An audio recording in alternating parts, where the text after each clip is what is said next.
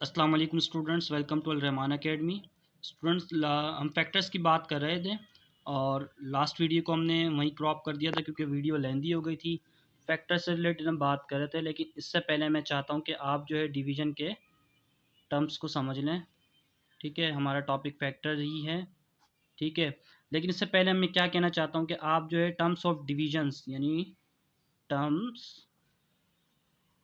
Of division, ठीक है, terms of division क्या है वो देख लेते हैं। यानी वर्ड जो इस्तेलाहात डिवीजन मेथड में यूज़ होते हैं, तो हम उसको थोड़ा सा देखते हैं। किसी भी नंबर को जब हम डिवाइड करते हैं, फॉर एग्जांपल 18 को हम डिवाइड कर रहे हैं 3 से, ठीक है, तो उसका आंसर क्या आएगा। 18 हमने यहाँ रखा,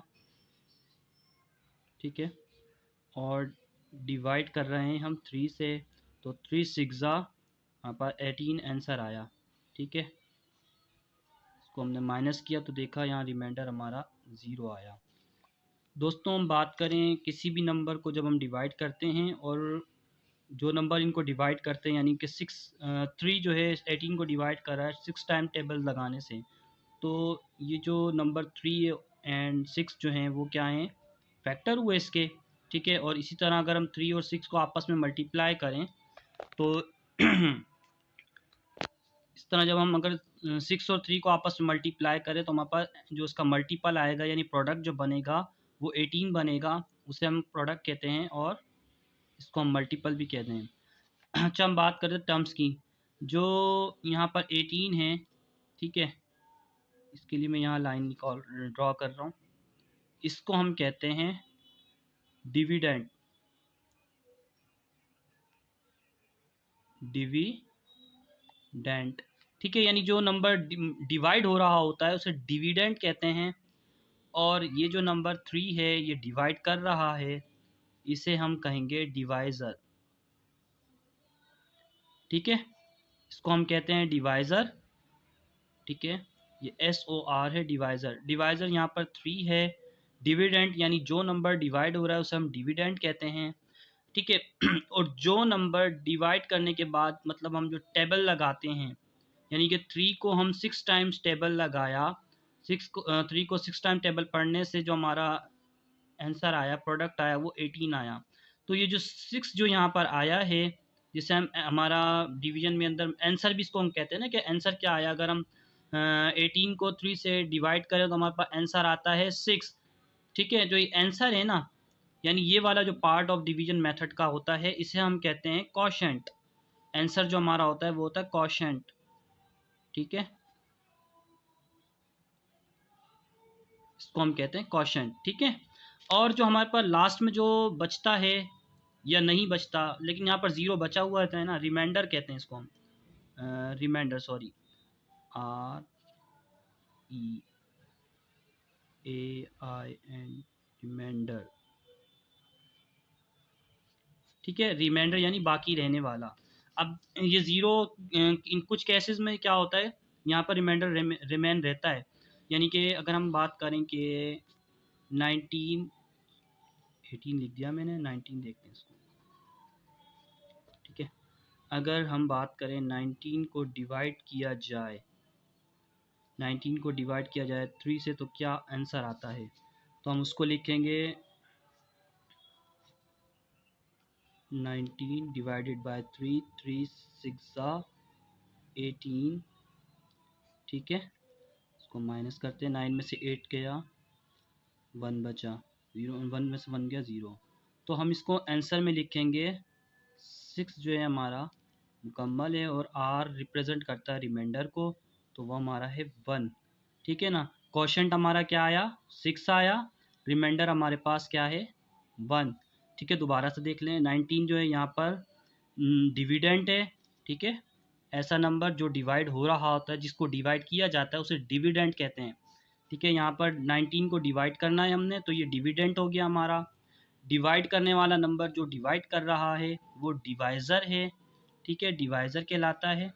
और जो आंसर हमारा आता है उसे हम क्वोशंट कहते हैं। ठीक है, और जो बाकी बचता है, क्योंकि ये नंबर हमारा 3 से जो है पूरा पूरा डिवाइड नहीं हो रहा, तो ये जो बचने वाला जो नंबर होता है ये हमारा होता है रिमाइंडर,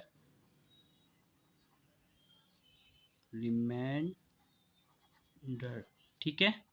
और ये हमारा हो गया डिवाइज़र, और ये हमारा जो 19 है ये हमारा हो गया डिविडेंड, ठीक है। ये हमारा डिविडेंड हो गया, डिवाइज़र हो गया, क्वोशंट हो गया, रिमाइंडर हो गया।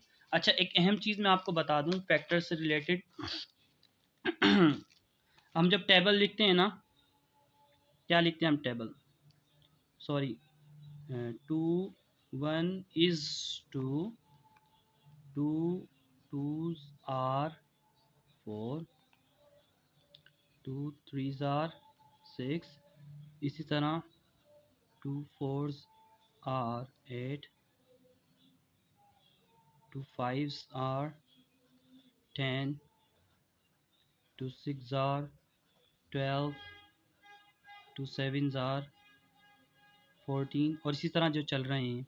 देखें, ये 2 एंड 1 ये दोनों जो हैं आपस में मल्टीप्लाई होते हैं, तो हमारे पास जो क्वोशंट आता है ना, सॉरी, क्वोशंट तो डिवीजन में आता है, मल्टीप्लिकेशन में जो प्रोडक्ट आता है, ठीक है, ये दोनों जो हैं फैक्टर हो गए, क्योंकि ये 2 को डिवाइड कर रहा है, 2 को 1 से डिवाइड किया तो 2 को 2 से डिवाइड किया 1 टाइम जो टेबल लगेगा, तो लिहाजा ये हमारा मल्टीपल हो गया, ठीक है।